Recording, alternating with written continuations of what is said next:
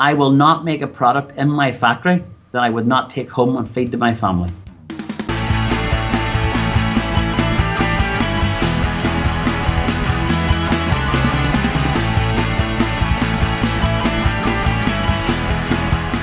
I'm on your website at the minute, Kevin. Okay. And it's a nice website. Thank you very much. Yeah, I'm just reading what Kevin says. Well, what Kevin says, I must actually update that again, but what Kevin says is usually quite frank and to the point. Yeah, I've already gathered that from the few minutes we have spoken before. Yeah, well, to be honest, it's easy to see now, but for many, many years we've just sold the product on, you put the right meat in, that's how much meat costs, and every man deserves a profit margin, so I have a small profit margin, and to be honest, there's products out there cheaper than I can produce them. Yeah, well, I'll tell you what, we'll get into that in a minute. So tell us, first of all, who you are, Kevin, and, a little bit about your company, McWhinneys Sausages.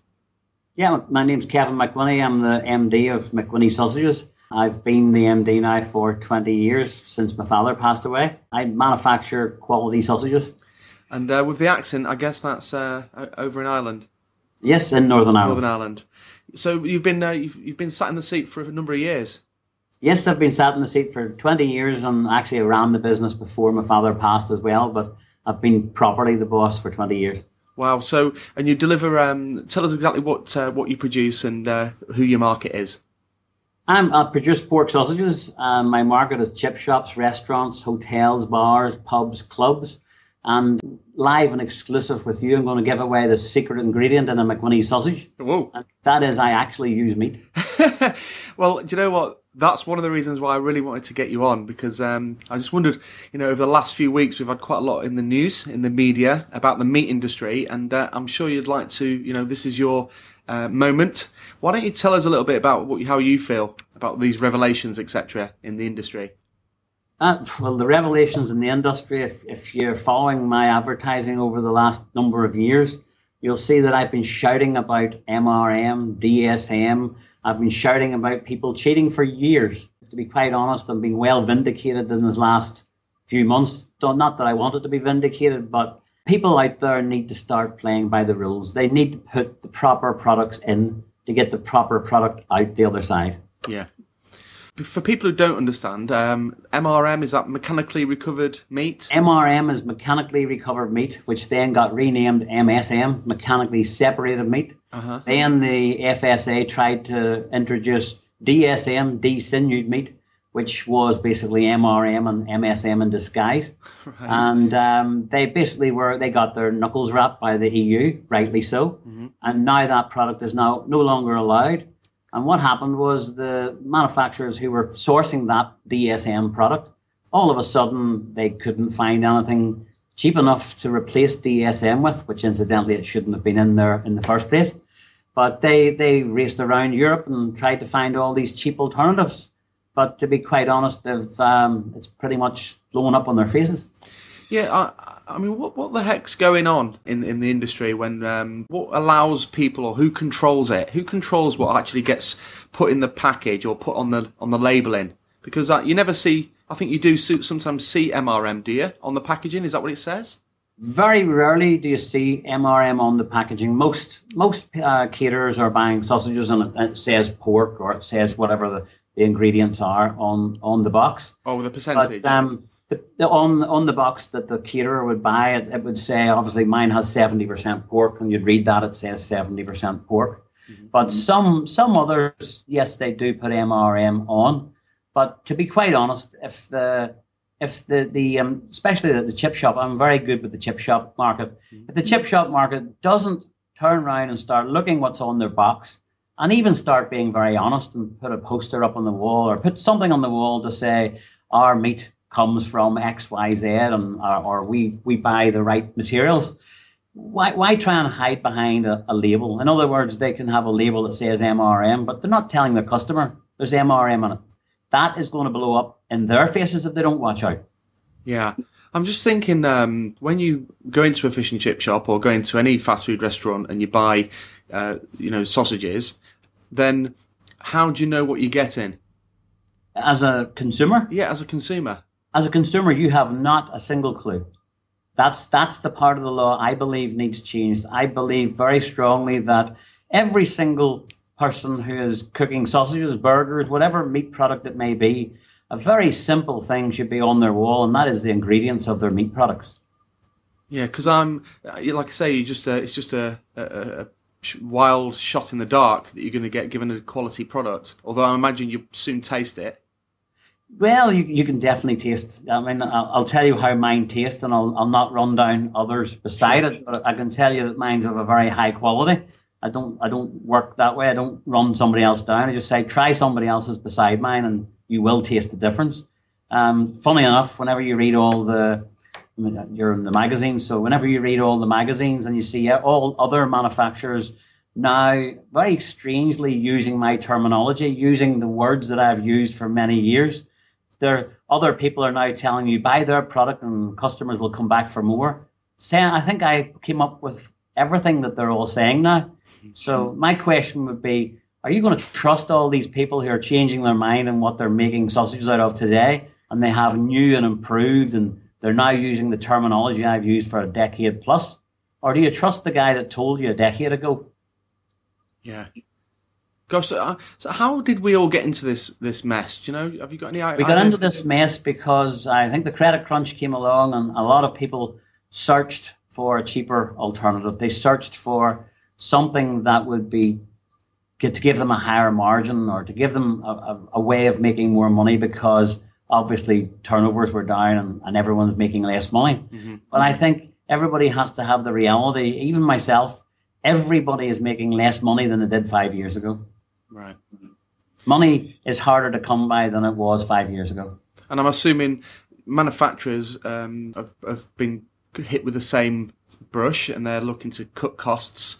And people are supplying. I mean, I assume they're quite complicit. They're buying meat from the cheapest source possible.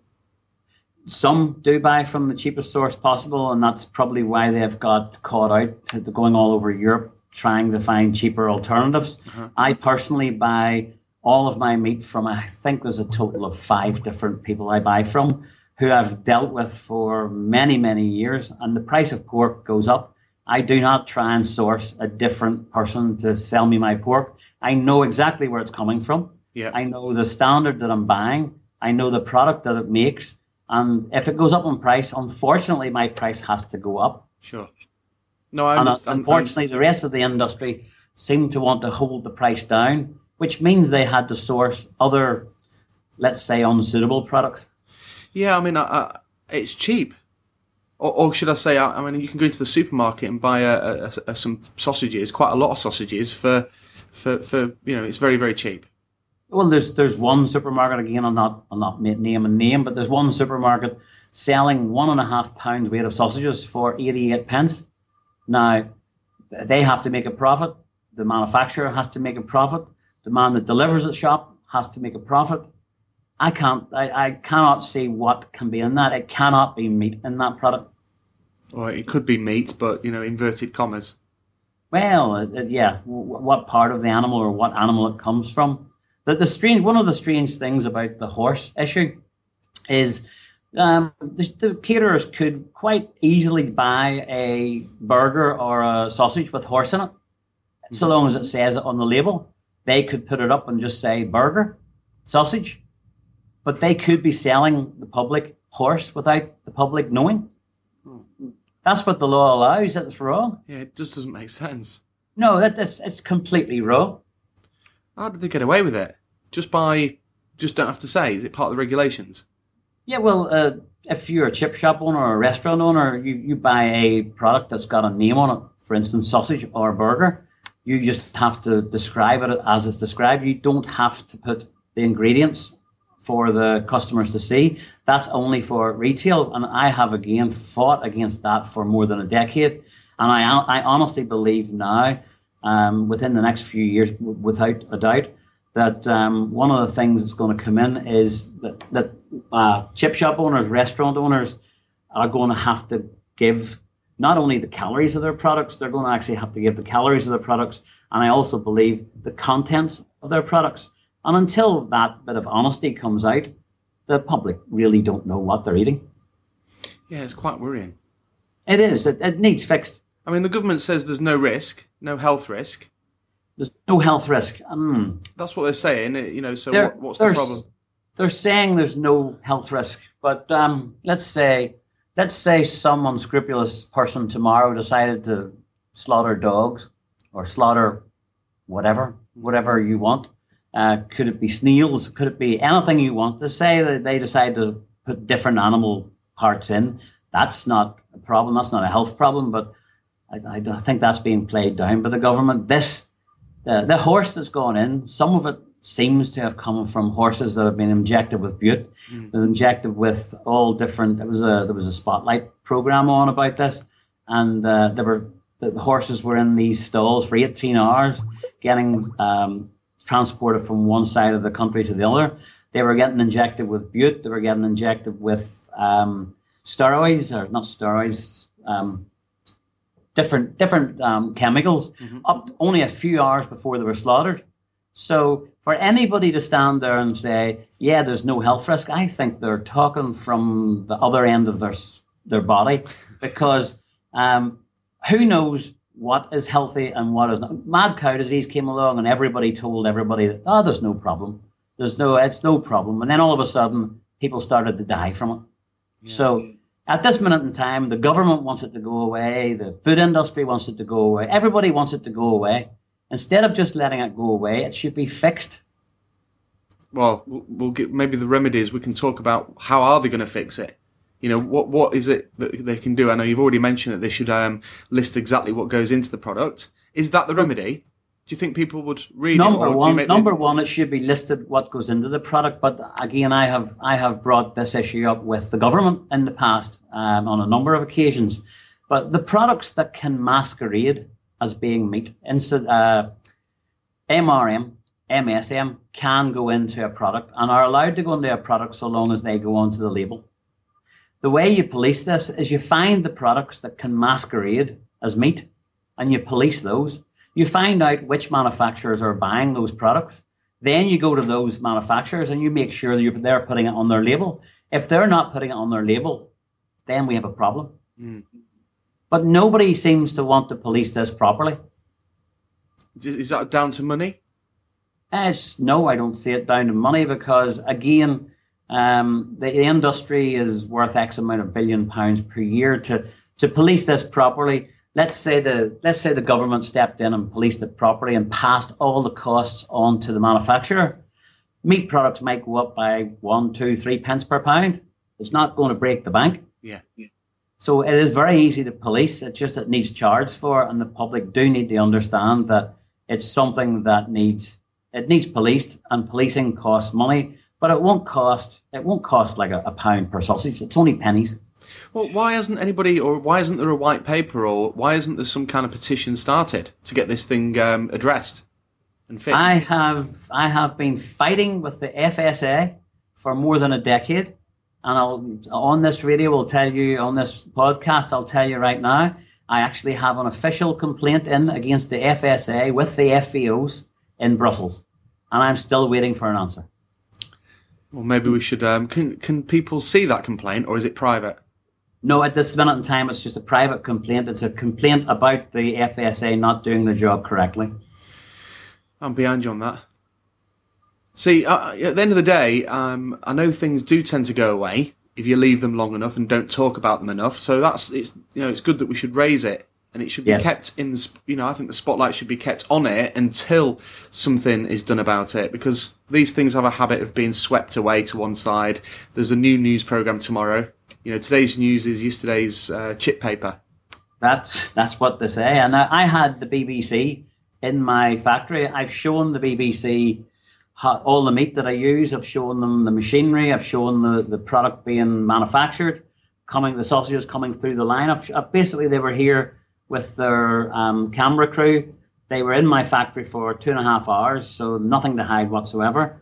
I cooked up 2 sausages. Now, again, I'll not say who, but a supermarket sausage which I cooked, which was 11% less meat than my product. Mm-hmm. And if you go onto the website and if you go onto Google BBC News, Yeah, I'll put a link to that video. I'll put a link to that video in the show notes. Put a link to, yeah, if you look at that there and just have a very close look at the colour. That sausage claims no colouring, yet is a browny green in colour.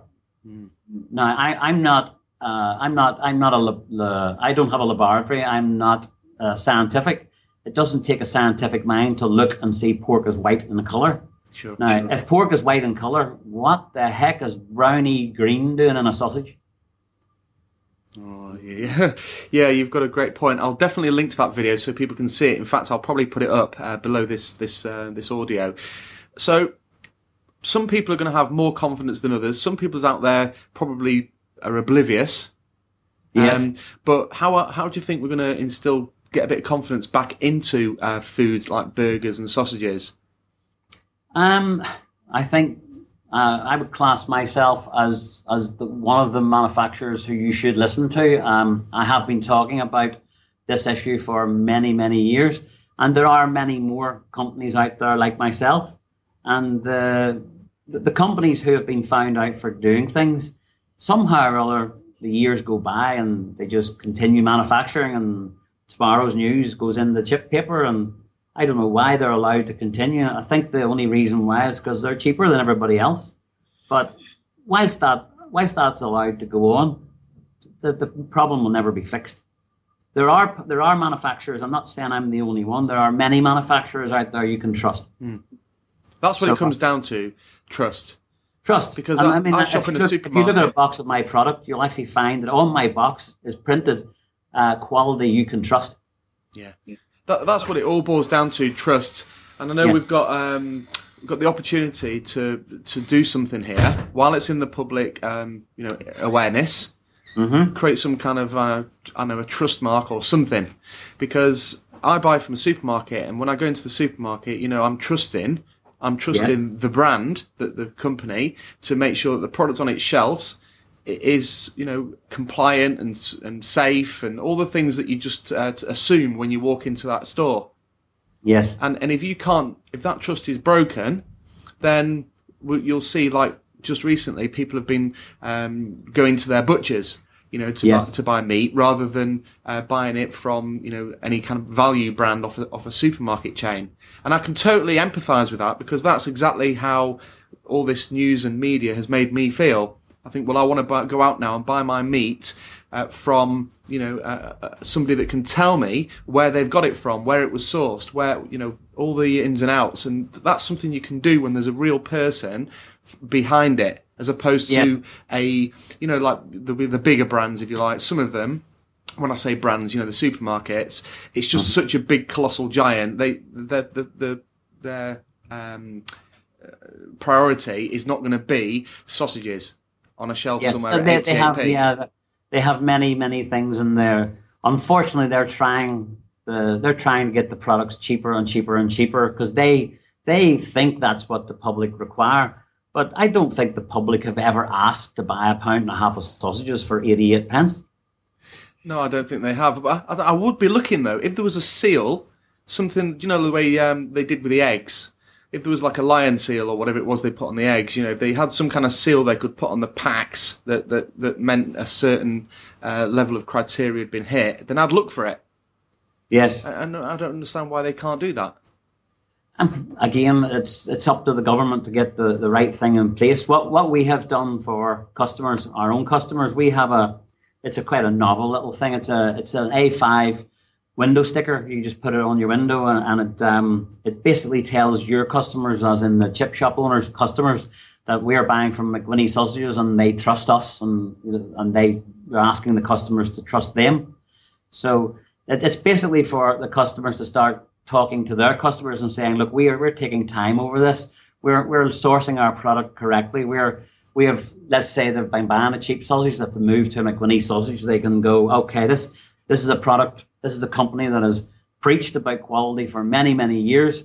So this guy is getting the right thing. He's making the right product. And incidentally, in all the years that I've been advertising, you have never seen, and you will never see, Kevin McWhinney needs a new and improved product. I do not need new and improved. Everybody else who needs to change their product need new and improved. Every time you see new and improved, ask yourself the question, why does it need improved? Yeah. Yeah, that's right. I thought by now, my family's been making sausages for 115 years. If we need new and improved by now, we should get out of this game. Totally. Look, on the last thing, obviously, I'm taking up your time, and I do want to thank you right now, for coming on the show. But what do you think the sort of entire food industry can learn from the last? It's been 6 months now, hasn't it? What do you think they can learn? What can they take away from what's happened? The food industry needs to start sourcing meat responsibly. They need to start putting what's in their product on the label. They need to start charging the correct price, and they need to stop sourcing goods from all over the world where they get pre-minced products. And with all the best will in the world, I'm a 5th generation butcher. If you minced a whole lot of meat up and sent it to me minced, I can't tell you what's in that. So I would say manufacturers, start buying your meat when you can actually see what that meat is. That's what I do. All right, well, listen, is there anything else you want to add before we sort of wrap up? No, pretty much that's you've asked all the questions. You've been pretty thorough. Nothing much else I can say except just I think everybody needs to, and this is across the board in everyone's shop, stop buying the cheapest price you can find and start going for quality and selling the product to get your customer to come back for more, which again is my line, not somebody else's line. Get somebody to come back for more, but make sure it's more chips, it's more sausages, it's more burgers, it's more everything. Hey, that's great. Listen, thanks for coming on, Kevin. If anybody wants to visit your website, it's McWhinneys.com, and I'll put a link to that in the show notes as well. Thank you very much. Hey, thanks very much indeed. Cheers, Mark. Bye now. Bye.